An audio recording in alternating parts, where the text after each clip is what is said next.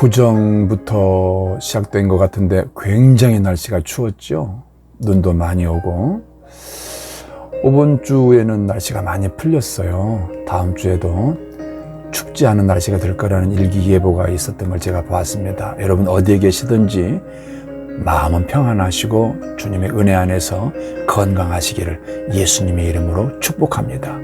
오늘 저는 지난 시간에 이어서 천대명가 세 번째 시간으로 야곱 가문 이야기 레위에 대해서 말씀을 좀 나누면서 천대명가를 어떻게 이루어 갈 것인지를 생각해 보도록 하겠습니다. 여러분 시작하기 전에 저를 따라서 한번 할래요? 천대명가는 나로부터 시작됩니다. 다시 해보세요. 천대명가는 나로부터 시작됩니다. 그럼 우리가 어떻게 해야 돼요? 내가 훌륭한 조상이 되는 것입니다. 내 후대 앞에 훌륭한 조상으로 살기를 바랍니다. 시편 128편에도 여호와를 경외하는 가정에는 이 땅에서 잘 되고 번성한다 이렇게 말씀하셨어요. 이런 복이 여러분 때문에 여러분 후손들에게 임하여지기를 축복합니다. 오늘 천대명가 세 번째 야곱 가문 이야기 레위에 대해서 말씀을 나눈다 그랬지 않았습니까?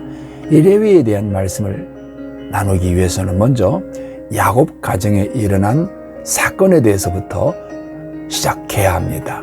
창세기 34장에 가니까요, 야곱이 하란에서 돌아와서 세겜성에 거주할 때입니다.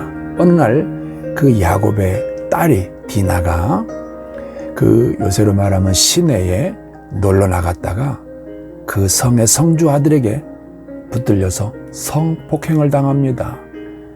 그 소식을 전해 들은 친오빠 시몬과 레위가 극렬하게 분노하겠죠. 분노했습니다. 분노할 만하죠. 그런데 그 복수를 어떻게 했는가 그러면 그 세겜성 성의 성주의 아들이 이제 결혼을 하겠다고 이제 얘기를 하니까 할례를 받으라고 말하고 할례를 받고서 이제 아직 치료가 안 돼서 제대로 걷지도 못하는 그 틈을 타서 그 성에 수백 명 남자를 싹 씨를 말려버립니다. 죽여버렸다 이 말인 것입니다. 이게 창세기 34장 13절 이하의 내용입니다. 여러분 드라마를 보는 것처럼 재밌습니다. 꼭 한번 읽어보시기 바랍니다. 자, 한편 이 아들들에 의해서 이런 일이 됐다는 사실이, 이런 사건이 일어났다는 사실을 전해들은 아버지 야곱이 깜짝 놀랍니다. 왜 그렇겠어요? 이제 복수할 것 아니겠습니까?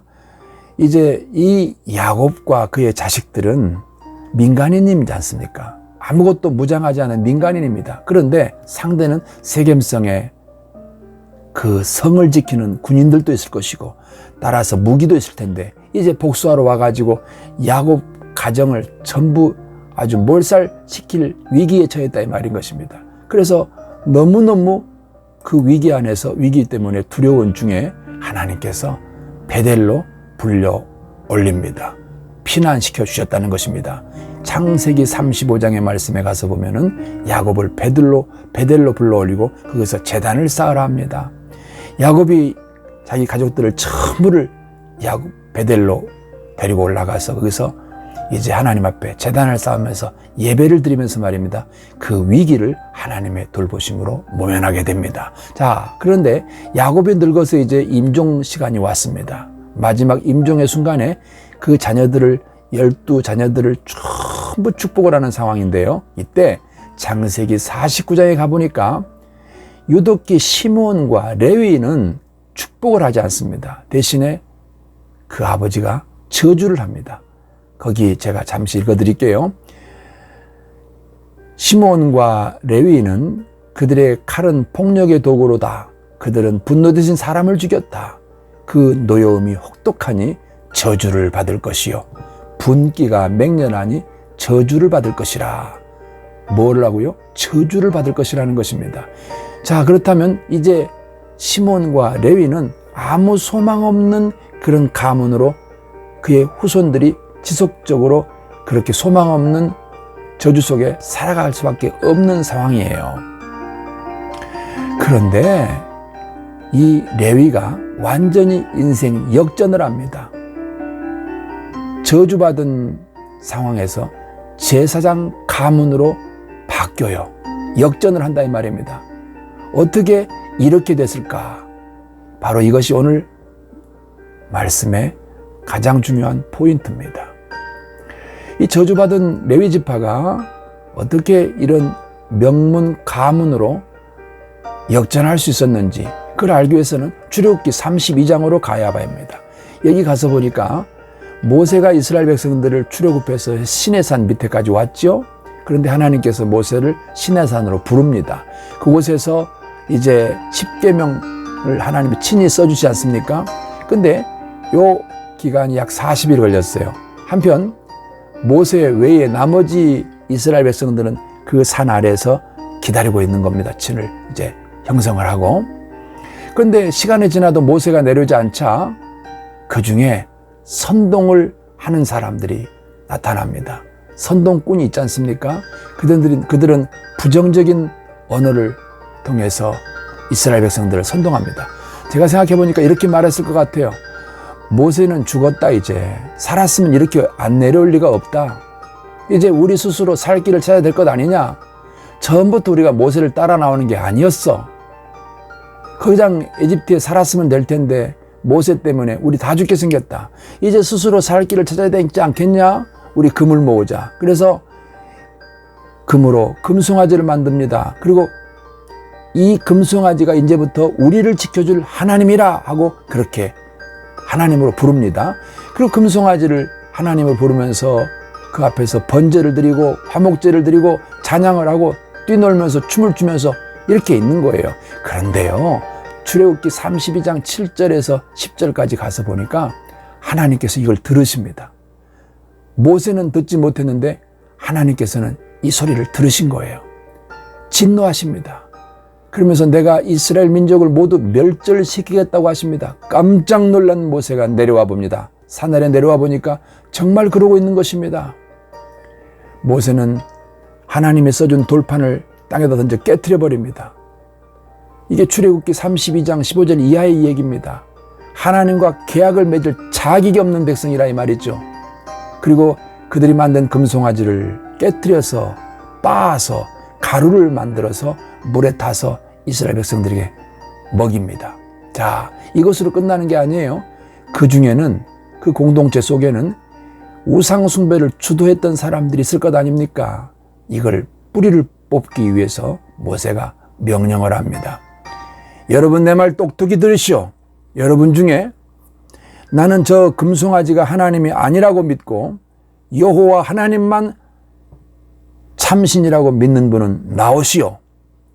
이렇게 얘기를 하니까 누가 나왔는가 그러면 레위 지파가 나옵니다. 모세님 우리는 저 금송아지는 하나님이 아닙니다. 우상입니다. 우리는 여호와 하나님만 섬깁니다. 하고 나오는 거예요. 자, 이게 출애굽기 32장 26절 이하에 있어요.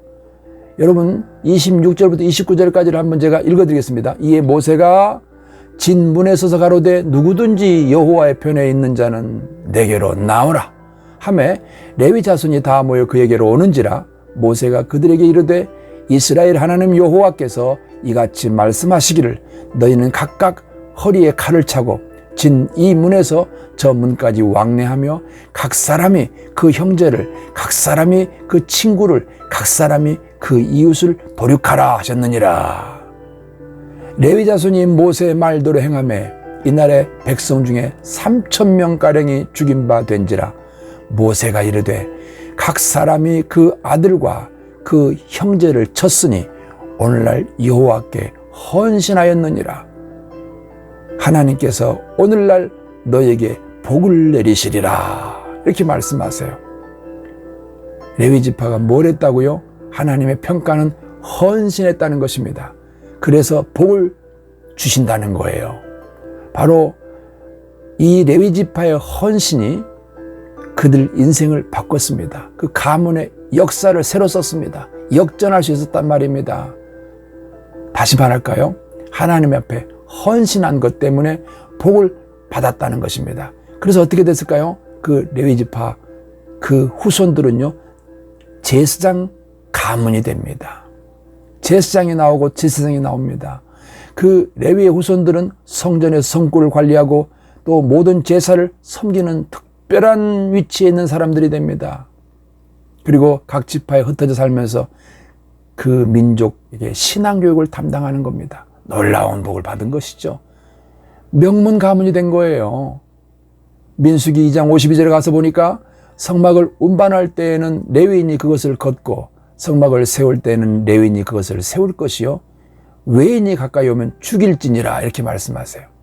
민수기 2장 53절에 가보니까 레위인은 증거의 장막에 대한 책임을 지킬지니라 레위인만 성구를 만져도 된다는 것입니다. 이게 얼마나 특별한 복입니까? 그리고서 또 있습니다. 민수기 3장 9절 이하를 가보니까 레위인은 내 것이라 이렇게 말합니다. 레위인은 내 것이라고.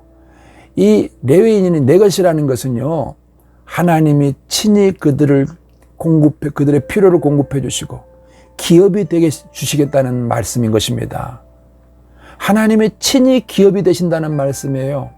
필요한 것은 공급해 주고 모를 때는 가르쳐 주시고 위험할 때는 지켜주시는 특별한 복을 그들에게 하나님께서 주신다는 말인 것입니다. 얼마나 놀라운 복입니까? 무엇이 이 아버지로부터 저주받은 이들의 인생이 이런 역전의 역사를 이룹니까? 바로 하나님께 대한 헌신, 하나님을 감동시킨 헌신이 바로 그렇게 만든 것입니다. 오늘 여기서부터 결론을 맺기 위해서 조금 깊이 더 들어가 보겠습니다. 레위지파의 헌신은 오늘 우리에게 무슨 말씀일까? 이걸 적용을 위해서 찾아내야 됩니다. 찾아내야 돼요. 그들의 헌신이 그들의 인생을 바꿨습니다. 그것을 복이라고 말씀하시죠. 이 헌신이 오늘 우리에게는 무엇일까요? 바로 교회를 세우는 일입니다. 교회론이라 이 말인 것입니다. 오늘날의 교회를 세우는 헌신이 바로 이 레위 지파가 받은 복을 우리에게도 동일하게 주시는 길이에요. 레위 지파가 했던 일들은 오늘날에 교회를 지키고 교회를 세우고 교회를 하나님께로 이끌어가는 역할을 했던 것입니다. 여러분 신앙생활 하는 가운데 어떤 경우를 만나든지 교회 공동체를 세우는 편에 서야 되는 것입니다. 어느 시대에나 교회 공동체 안에 세상에도 마찬가지지만 이 사람들 즉 성도들을 교회를 쪼개고 하나님으로부터 이탈시키는 선동꾼들이 있습니다. 민수기 13장 가서 보니까 12명의 정탐꾼 이야기가 나오지요. 그 정탐꾼들 중에 40일 정탐을 마치고 돌아온 10명의 정탐꾼이 뭐라 그럽니까? 우리는 죽었다고 말합니다. 우리는 희망이 없다는 것입니다. 저들하고 싸울 수가 없다는 것입니다. 이들의 말에, 이들이 선동하는 이 말에 이스라엘 공동체 전체가 흔들렸습니다. 여러분 이것이 그들이 결국은 모래사막 위에서 20세 이상의 모든 사람들이 다 죽게 되는 끔찍한 상황 아니겠습니까? 로마서 16장 17절에서 20절까지를 읽어보니까요. 이렇게 말씀하시는 부분이 있습니다. 형제들아 내가 너희를 권하노니 너희가 배운 교훈을 거슬러 분쟁을 일으키거나 거치게 하는 자들을 살피고 그들에게서 떠나라. 교회 안에는요.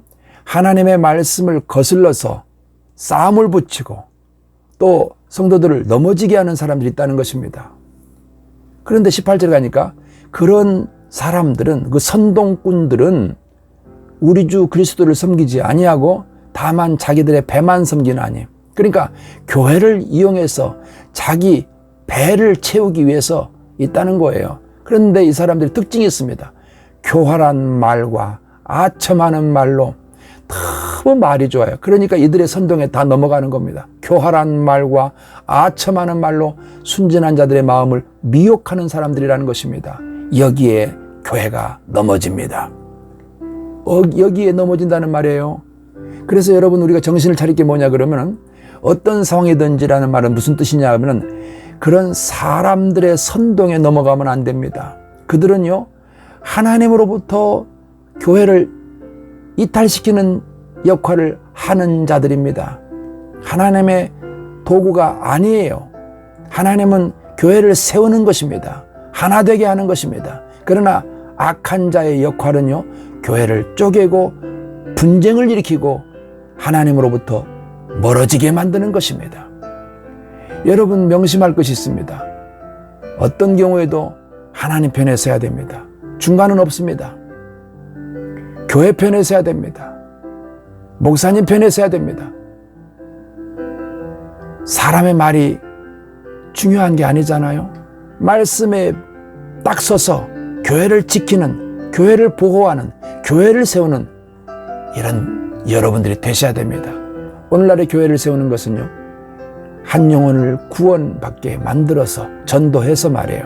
그를 양육해서 하나님의 일꾼으로 세워질 때까지 끊임없이 돌보는 것입니다. 이렇게 한 사람 한 사람을 돌보는 사람, 이 사람은 교회를 세우는 사람입니다. 반대로 그렇게 어렵게 세워진 성도들을 그냥 사람의 말로, 아첨하는 말로 그렇게 말을 잘합니다. 무너지게 하고 넘어지게 하고 주저앉게 만들고 교회를 싸움을 붙이고 쪼개지게 만드는 거, 이거는 절대로 안 됩니다.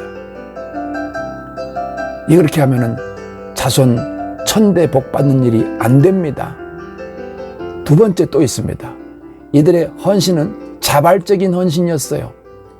바로 우리의 신앙 가운데 주님의 몸된 교회를 세워가는 일에 있어서 자발적인 헌신이 필요합니다.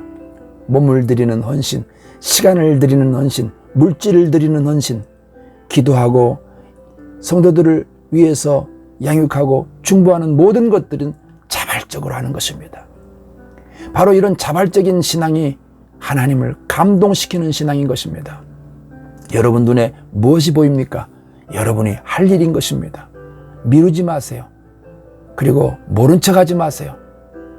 여러분이 이 일을 통해서 하나님 앞에 헌신했다는 평가를 받으십시오. 그런 인정을 받으실 때 후손들이 사는 것입니다. 또 세 번째가 있습니다. 사사로운 정에 매이고 그 정 때문에 하나님의 교회를 어렵게 만들어서는 안 됩니다. 여러분 생각을 해보세요. 하나님의 일과 사람의 일이 딱 부딪히고 서로 상충될 때 여러분 어느 편에 서겠습니까? 왜 레위인의 이 행동을 하나님은 기뻐하시고 헌신으로 받으시고 복을 주겠다 그랬냐 그러면 우리가 이런 부분이 안 돼요. 뭐가 안 될까요? 바로 여러분 입장을 바꿔보세요. 저 하나님 편에 서지 않는 사람들 중에 내 형제가 있습니다. 내 부모가 있을 수 있습니다. 내 친척이 있을 수 있습니다. 가까운 친구가 있을 수 있습니다. 그리고 평소에 함께 살았던 이웃들이지 않습니까? 이들을 딱 잘라서서 하나님 편에 서서 그들을 처단할 수 있는 거, 이거 쉬운 일 아닙니다. 여러분 생각해 보세요. 교회를 안 다니는 여러분의 이웃들이 교회에 대해서 비판하고 교회를 향해서 돌팔매질할 때 여러분 친척이 그런다면, 친구가 그런다면, 여러분 형제가 그런다면, 부모가 그런다면 말씀 쪽에 서서 단호하게 그들에게 하나님의 교회를 지켜내는 역할을 할 수 있겠습니까? 이거 아무나 못합니다. 그렇게 하셔야 됩니다. 사사로운 정에 얽매이지 마셔야 됩니다. 이렇게 하나님을 감동시키는 역할이 바로 헌신이에요. 그 헌신을 통해서 하나님은 복을 주겠다는 것입니다. 이래서 저주받았던 레위 지파가 제사장 가문이 되고 자자손손의 복을 받게 되는 천대 명문 가문을 이뤘던 것입니다. 이 방송을 들으시는 사랑하는 모든 주의 백성 여러분, 이번 한 주간 동안 이 말씀을 자주 들으면서 여러분 믿음을 점검해 보시기 바랍니다. 천대명가는 어떻게 돼요? 나부터 시작되는 것입니다. 나로부터 출발하는 것입니다. 감사합니다. 우리 주는 위대하며 능력이 많으시도다. 그의 지혜 무궁하며 인자는 영원하도다. 상한 자들 고치시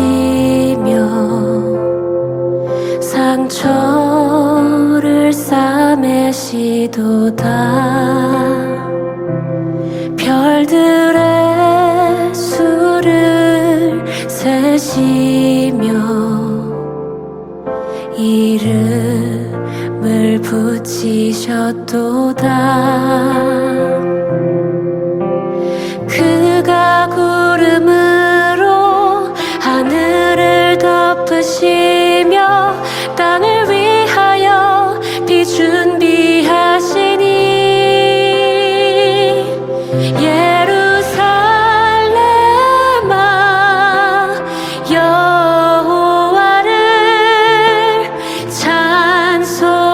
찬송할지어다 내 하나님을 감사함으로 그 앞에 나가며 주 임재 앞에 경배해